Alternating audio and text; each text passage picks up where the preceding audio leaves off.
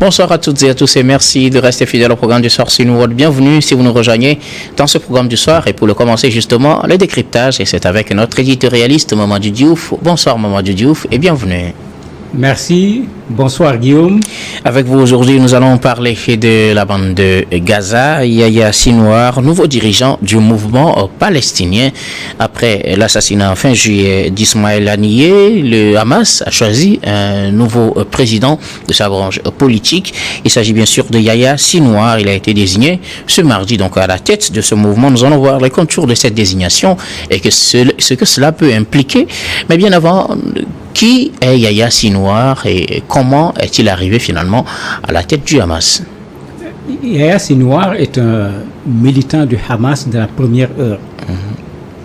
Il a pratiquement 61 ans aujourd'hui. Il a commencé à militer à l'âge de 25 ans pour dire qu'il a un parcours à l'intérieur de ce mouvement de résistance palestinien qu'on appelle le Hamas. C'est quelqu'un également connu pour son opposition par rapport à Israël, ce qui lui a valu d'ailleurs plusieurs séjours dans les prisons israéliennes. Il a totalisé pratiquement 25 ans de sa vie qu'il a passé dans les prisons israéliennes. Alors, la dernière fois qu'il sortait, c'est quand il y a eu cet échange de prisonniers avec le soldat Gilad Shalit, pour ceux qui se rappellent, qui a été retenu en Palestine pendant 5 ans. C'est en ce moment qu'il a recouvré sa liberté et bien sûr, à chaque fois qu'il sort des prisons, il retourne au mouvement de résistance. C'était lui, avant qu'on ne le nomme pour qu'il dirige le mouvement de façon générale, c'était lui le responsable du Hamas au niveau de la bande de Gaza. Alors, Yahya Sinwar, qui est aujourd'hui le nouveau dirigeant palestinien, il vient remplacer son prédécesseur Ismaël Haniyeh, qui a été assassiné, un assassinat qui a suscité beaucoup de réactions. Pourquoi, dans les analyses, l'on craint cette nomination de Yahya Sinwar et aussi le contexte dans lequel il intervient, c'est-à-dire l'assassinat de son prédécesseur? On peut dire que la crainte est justifiée pour deux raisons. Une raison au niveau de Gaza avec le Hamas, puisque Ismaël Haniyeh était un peu le bras politique, si je peux l'appeler ainsi. C'est lui qui négociait avec Israël. C'est-à-dire c'est avec lui qu'on était en train de vouloir avoir ce qu'on appelle le cessez-le-feu définitif, la libération des otages, etc.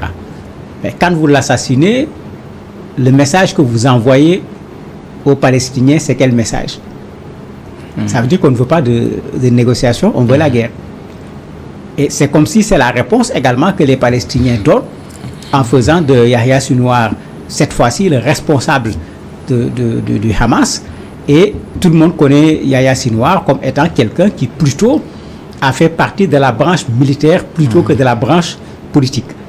Et donc on amène quelqu'un de beaucoup plus militaire, un homme de terrain, un homme de combat qu'on met au sommet du Hamas, une façon de dire certainement à Israël que vous allez tuer, mais le combat va continuer.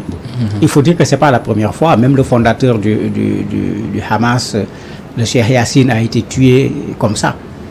C'était un vieux qui était même sur une chaise roulante qu'on a tué quand il sortait de la mosquée avec un bombardement. Ismaël Haniyeh qu'on a tué, sa famille doit vivre un véritable drame actuellement puisque en mai on a tué 3 de ses garçons à Gaza. En juin on a tué sa sœur et une partie de sa famille. Fin juillet c'est lui qui est assassiné finalement. Vous imaginez ce que cette famille doit pouvoir vivre dans ces conditions-là. Maintenant, Haniyeh était plutôt apprécié à l'international parce que c'était quand même un fin négociateur. Et c'est l'autre aspect. Yahya, lui, il est craint parce que tout le monde sait qu'il vient plutôt de ce qu'on appelle la branche militaire. Quand on met quelqu'un de la branche militaire au devant, est-ce que les négociations ne vont pas devenir plus compliquées? Mais ça peut ne pas être un frein parce que Yahya n'est pas contre les négociations. Il n'est pas contre également ce que Haniyeh avait commencé, le fait qu'on fasse en sorte que les Palestiniens se retrouvent, en particulier le Fatah et le Hamas. Donc, a priori, on ne sait pas encore qu'est-ce qui va se passer puisqu'il vient d'arriver, il ne s'est pas encore exprimé pour dire quelle direction il va prendre. Mais ce qui est sûr, il sera lui également une cible d'Israël parce qu'il l'était même avant qu'on en fasse le premier responsable du Hamas. Quelle réaction au niveau d'Israël avec cette nomination? Israël, vous avez une réaction qui considère que celui qui est venu, c'est un tueur. C'est ce que vous retrouvez souvent dans les journaux israéliens. On parle du boucher même de Gaza au niveau de certains journaux. Mais vous avez les Palestiniens qui répondent en leur disant que il y a des bouchers également chez vous, en commençant par Netanyahou, en passant également par d'autres premiers ministres qui ont fait à peu près la même chose que Netanyahou. Donc, quand vous regardez les réactions de part et d'autre, au niveau d'Israël, on a peut-être celui qu'on ne voulait pas parce qu'on a quelqu'un qui pourrait avoir une position plus radicale que la position de celui qu'on a assassiné. Mais du côté palestinien, on n'a pas encore une réaction véritable des populations, puisque comme vous voyez, Gaza n'est plus quelque chose d'organisé. Mais en règle générale, les gens reconnaissent que c'est quelqu'un qui peut parfaitement prendre la tête du Hamas. Ce n'est pas du tout un inconnu au niveau du Hamas, ce n'est pas du tout un inconnu également pour les Palestiniens. Les alliés de la Palestine, surtout l'Iran, est depuis un moment très impliqué dans cette guerre. Risque-t-on d'assister avec l'arrivée de Yahya Sinwar à la tête du Hamas à une escalade ou bien à une généralisation, une globalisation du conflit dans la région? Je ne suis pas sûr que l'escalade va être due à son arrivée à la tête du Hamas. La position forte de l'Iran est due au fait que c'est sur le sol iranien que Haniyeh a été assassiné. Mais qu'est-ce que l'Iran va faire? Est-ce qu'on va revoir ce bombardement de l'Iran sur Israël comme ce qu'on avait vu quand on a tué des responsables iraniens au niveau de la Syrie? L'Iran a promis une riposte. Oui, mais beaucoup d'analystes pensent plutôt que la réponse viendrait du Liban, où se trouve le Hezbollah, qui est allié de façon très claire à la République islamique d'Iran. Et si vous regardez à l'échelle internationale, beaucoup de pays ont demandé à leurs ressortissants de ne pas aller au Liban et ils ont demandé également à leurs ressortissants qui sont au Liban de quitter le Liban. Pas seulement des pays occidentaux, certains pays du Moyen-Orient également, de l'extrême, comme l'Arabie Saoudite et autres, ont dit la même chose à leur population. Donc il peut y avoir une réponse à partir de là-bas, d'autant plus que à côté de l'assassinat de Haniyeh, il y a l'assassinat également d'un bras droit du responsable du Hezbollah au niveau de l'Iran, et le Hezbollah dit qu'il va venger également cet assassinat-là. Donc c'est de ce côté-là plutôt que les gens craignent qu'on revoie, parce qu'il y a eu déjà cette guerre entre le Hezbollah et Israël, qu'on revoie cette guerre. Maintenant, cette guerre peut avoir des implications régionales. On a vu les Américains dépêcher encore des navires de guerre pour décourager, mais en même temps commencer leurs consultations pour demander aux gens de faire en sorte qu'il n'y ait pas une guerre, parce que quand ça va dégénérer, mais ça ne fera bien sûr l'affaire de personne, pas seulement d'Israël, de l'Iran, de la Palestine, du Liban, qui sont à peu près les premiers concernés éventuellement, mais ça ne risque pas de s'arrêter là-bas. Quelles peuvent être les conséquences de cette nomination à la tête du Hamas?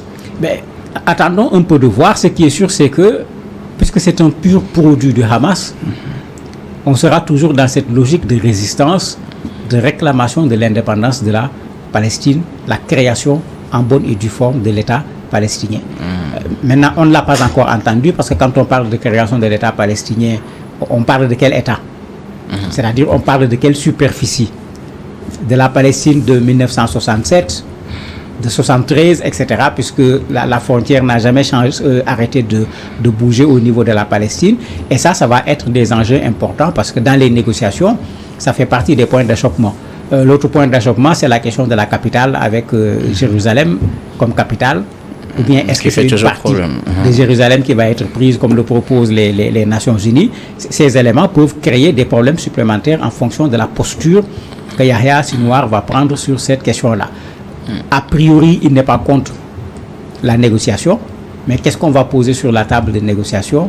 C'est ça qui va être le problème, sans oublier que vous avez encore des otages israéliens sur le sol de Gaza, 111 à peu près, dont une quarantaine sont considérés comme déjà morts. Cette guerre qui a commencé depuis 10 mois, pourquoi continue-t-elle et qu'est-ce qui l'alimente finalement? En fait, la guerre est alimentée par deux choses. La première chose, c'est la volonté d'Israël de réduire le Hamas, puisque c'est ce qu'Israël avait dit au départ. Mais malheureusement, on ne réduit pas le Hamas, c'est plutôt les populations palestiniennes qui sont massacrées. Parce que 40 000 morts, ben, faut pas qu'on me fasse croire que le Hamas a 40 000 soldats. Combattants. Ouais. Donc, une bonne partie de ceux qui sont morts, comme l'ont montré tous les rapports, c'est des femmes, c'est des enfants. Ça n'a absolument rien à voir avec le Hamas qu'on veut exterminer une bonne fois pour toutes. De l'autre côté également, les gens considèrent que le prix payé a été tellement fort qu'il ne faut pas accepter de retourner à la case de départ. Et c'est pourquoi on ne veut pas libérer les otages, alors que cette libération des otages est une des revendications principales d'Israël. Les gens disent non, ce n'est plus une affaire de libération d'otages, mais il faut résoudre le problème. D'ailleurs, c'est ça qui fait traîner les négociations qui étaient en cours avec Ismaël Haniyeh qui a été assassiné. Les gens disaient qu'ils ne sont plus pour des trêves de 3 ou de 4 jours pour faire des échanges de prisonniers, qu'on aille dans une solution qui règle pas seulement la question de la guerre, mais qui règle également la question palestinienne, bien sûr, en allant vers la création d'un État palestinien, ce que Netanyahou ne voulait pas du tout entendre. Mais ça fait que la guerre continue, puisque des deux côtés, même si on accepte d'aller sur la table de négociation, les affrontements continuent. Quand Yahya Sinwar a été élu, de Gaza, on a tiré sur Israël des tirs de soutien pour montrer qu'on est d'accord avec celui qu'on a pris comme chef et nous sommes prêts à continuer le combat parce que ces tirs, c'est cela que cela signifie. Alors, quelle solution se dégage aujourd'hui dans une telle situation? Vous l'avez dit, il y en a qui pensent qu'il faut quand même trouver la solution en même temps, il ne faut plus s'arrêter et puis retourner à la case départ. Mais quelle solution peut-on trouver à une telle situation? La solution, elle est toute simple et elle est connue. Les Nations Unies avaient dit en 1947 qu'il fallait créer la solution à 2 États. Un État palestinien, un État israélien. Mais cela n'a pas été fait jusqu'à présent. Mais c'est pourquoi la lutte palestinienne n'est pas finie jusqu'à aujourd'hui, parce que c'est la création d'un État qui peut mettre fin à la lutte des Palestiniens. Si ces gens-là ont lutté pendant pratiquement 3 décennies, plus de 75 ans, je ne crois pas que c'est aujourd'hui, après ce qui vient de se passer, qu'ils vont dire, bon, c'est bon maintenant, arrêtons de lutter. Et c'est ça qui est juste, mais c'est ça qui est conforme au droit international. Mais ce qui est curieux, on n'entend pas véritablement les Nations Unies sur cette affaire, sauf pour lancer des alertes, pour appeler à la mesure, etc. Alors que les Nations Unies sont partie prenante du problème. Les Nations Unies ont toujours affiché une position très mitigée sur la crise. Mais c'est tout à fait normal parce que n'oublions pas qu'aux Nations Unies, vous avez les États-Unis avec un droit de veto, la France, l'Angleterre qui sont des soutiens incontestables d'Israël. On a vu les Américains et les Britanniques bombarder les Houthis au niveau du Yémen parce qu'ils savent que ceux-là, s'il y a affrontement, ils risquent de participer à cet affrontement du côté du Hezbollah ou bien du côté des Palestiniens. Mais ce sont ceux-là qui sont également au niveau des Nations Unies. Ça pose problème parce que vous avez des gens qui prennent fait et cause pour Israël, comme les Américains, et qui veulent se présenter en même temps comme des médiateurs. Et ça pose problème à ce moment quand tu veux faire de la médiation, puisque quand tu prends fait et cause, ça devient compliqué parce que tu deviens juge et partie en même temps. Et ça fait partie de ce qui complique la résolution de ce conflit parce que ceux qui auraient pu faire pression de part et d'autre ont souvent parfois des positions par rapport à la Palestine qui ne sont pas claires du tout et des positions par rapport à Israël qui sont des positions tranchées en matière de soutien. Bon, ça fait que le médiateur finalement, il est tellement d'un côté que de l'autre côté, quand on le reçoit juste pour des raisons diplomatiques, mais il est difficile de croire à sa bonne volonté, à son intention sincère de résoudre le problème, tant quand cela est nécessaire, on le voit apporter son soutien à Israël et de façon inconditionnelle. Alors, que faire dans une telle situation? Quelle solution se présente peut-être pour les Nations Unies pour faire respecter leurs décisions? Et puis, vous le disiez tout à l'heure, quelles frontières faut-il finalement obtenir pour la Palestine? Les Nations Unies feront difficilement quelque chose. Alors, d'où viendra la solution?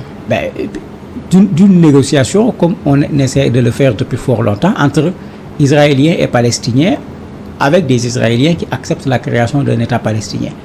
Malheureusement, il ne faut pas compter sur Netanyahou parce que lui, il ne parle pas de création d'un État palestinien. Donc, quand c'est Netanyahou le Premier ministre, à moins qu'il y ait des pressions extrêmement fortes sur lui, il ne faut pas s'attendre à la création d'un État palestinien. Puisque lui, il est carrément sur une autre logique. Et ceux qui le soutiennent au niveau des extrémistes juifs et israéliens, parce que il faut faire la part des choses à ce niveau également. tous les Israéliens ne sont pas contre la création d'un État palestinien. Vous en avez qui sont pour, qui organisent des manifestations et tout, qui réclament la création d'un État palestinien pour que ce problème prenne fin. Mais Netanyahou et certains, parmi ceux qui le soutiennent actuellement, sont foncièrement contre la création d'un État palestinien. Mais s'il faut négocier, c'est avec cela qu'il va falloir négocier. En ce moment, si on ne crée pas un État palestinien, il est clair que la négociation pourra être une étape, mais cette étape n'empêchera pas à la résistance de continuer tant qu'un État palestinien ne sera pas créé. L'autre élément, vous avez le monde arabe, le monde musulman qui est là à côté, qui aurait pu faire quelque chose, mais qui ont une position mitigée par rapport à cette question. Pour des raisons de politique intérieure, on affirme un soutien au peuple palestinien qui est en train de mener une lutte, mais d'un point de vue concret, d'un point de vue diplomatique, sur le terrain, on ne voit ces gens-là faire absolument rien du tout. Et ça fait que les Palestiniens sont esselés dans cette lutte qu'ils sont en train de mener, puisque la communauté internationale, si on peut l'appeler ainsi, fait du deux poids, deux mesures. Pourquoi protéger Israël quand il est bombardé par l'Iran? Ce qui veut dire qu'il y a la capacité de protéger et ne pas protéger Gaza quand il est bombardé par Israël. Ça pose problème. Mais pourquoi soutenir autant les Ukrainiens qui sont attaqués sur leur territoire et ne pas soutenir les Palestiniens pour qu'ils luttent pour libérer leur territoire? Vous voyez que les postures sont telles que une bonne partie de ceux qui peuvent faire quelque chose, soit ne veulent pas le faire, parce qu'une bonne partie des pays arabes sont dans une politique de rapprochement avec Israël qui, c'est vrai, s'est refroidi actuellement, mais ils sont plutôt dans cette logique. De l'autre côté, le soutien à Israël est tellement clair que tant que Israël ne dit pas création d'un État palestinien, les autres le disent juste du bout de la langue, sans faire absolument rien de concret. Sauf quelques pays, vous avez vu quelques pays nordistes qui ont décidé de reconnaître l'État palestinien. Si cela avait créé une sorte de déclenchement et que de plus en plus de pays reconnaissent en bonne et due forme l'État palestinien, mais Israël sera mis devant le fait accompli. Nous arrivons pratiquement à la fin de ce numéro du décryptage. Que faut-il retenir, Mamadou Diouf, de cette nomination de Yahya Sinwar à la tête du Hamas en Palestine?